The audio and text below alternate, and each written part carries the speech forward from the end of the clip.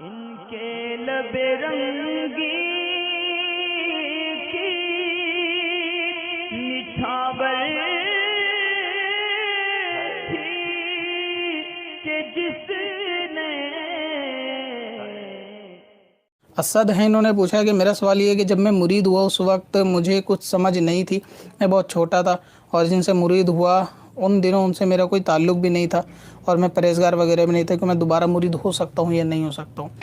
اگر کسی شخص کو یعنی کسی کو بھی بچپن میں مرید کرا دیا گیا، نابالغ جب وہ تھا، سمجھدار نہیں تھا، ہوتا ہے کہ چھوٹے پن میں ویسے تو مرید بچہ 1 دن کا، 2 دن کا اور 1 ہفتے کا بھی ہو سکتا ہے اور 1-2 سال کا بھی ہو سکتا ہے۔ تو اگر کسی کو چھوٹے پن میں مرید کرا دیا گیا کسی والدین کے ذریعے سے،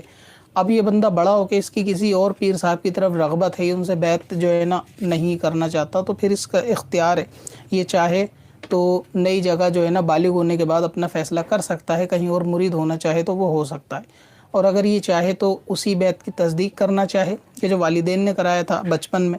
جہاں، تو یہ وہاں مرید بھی بنا رہ سکتا اگر اس کی مرضی ہے۔ لیکن اس میں یہ جو لکھا ہے کہ اس وقت میں پرہیزگار نہیں تھا، تو بچپن کی حالت میں تو آٹومیٹک ہی سب پرہیزگار ہوتے ہیں، کوئی گناہ میں نہیں ہوتا، لیکن بڑے ہونے کے بعد جو ہے نا بالغ ہونے کے بعد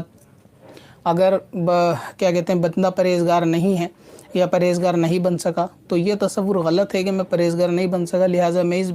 پیر سے بیعت ختم کر کے کہیں اور کر لوں، کیونکہ آدمی کا خود نفس کی خواہش ہوتی ہے، پیروی ہوتی ہے، شیطان کے بتائے ہوئے راستے پر عمل ہوتا ہے، تو اس میں سلسلے کا دخل نہیں ہوتا کہ فلاں سلسلے سے کوئی فیض نہیں ملا، یا پھر یہ کہ میں پرہیزگار نہیں ہوں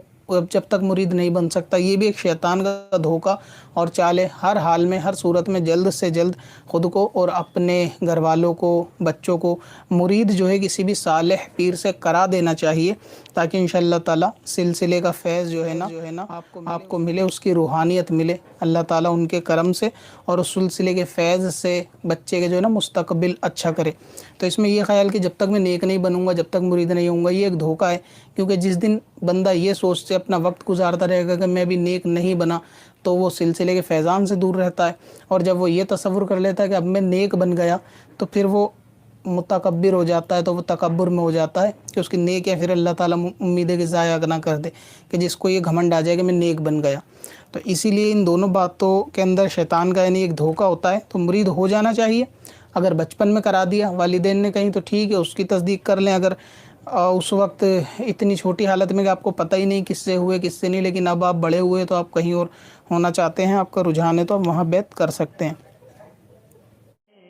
پتھر میں اصل لالے